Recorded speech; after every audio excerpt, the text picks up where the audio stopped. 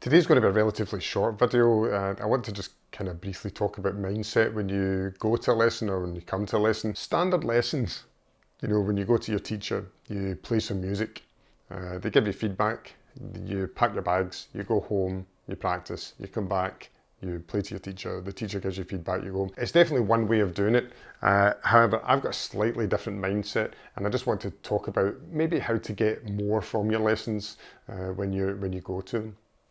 I'm a bit of a believer, and my teacher's the same, that we're really here to solve problems for you.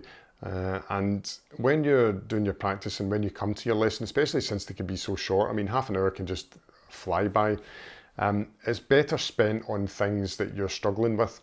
There's a bit of a mindset where people think when they go to the teacher, they have to give the best performance. But as a teacher, what we're here to do is kind of fix issues. So during a lesson, I'd like to, ask my students if there's things that they're having problems with. My lesson breakdowns generally have a bit of, we've got some sight reading, we've got some theory, which is maybe not very exciting, but sometimes I try to turn it into a game where I can. Some stuff is just dull and you just have to deal with it, and that's the way it is. But once you get that out of the way, it leaves even less time in the lesson, so we really have to sort of knuckle down and get stuck into where the issues are. When you come to your lesson, as I said, it doesn't have to be a performance. So you're not at Carnegie Hall or anything like that. You're here to, to just bring problems to your teacher so that you can sit down and actually work on them. Could be a fingering thing, could be a technique thing. If you, even just thinking about it, if you come to your teacher and you've got, if you're quite early on in your method books, I suppose, and you've got a piece that's got 8 bars in it or 12 bars in it, and you play through that, but there's actually only a tiny wee section that you need to work on.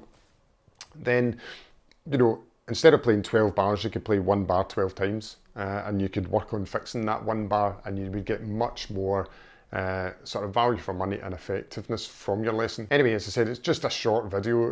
It was just to talk about, how to get more value from your lessons. I truly believe that the teacher should be solving your problems, not just saying, that's too quiet, go and fix it. That example, you could actually take that and say, well, to make it more quiet, what you need is less weight behind the arm. You need to lower the key a bit slower so that the hammer doesn't hit the string as hard. And just give a bit of background as to actually how to fix it, as opposed to just saying, I make it quieter, and good luck. Thanks.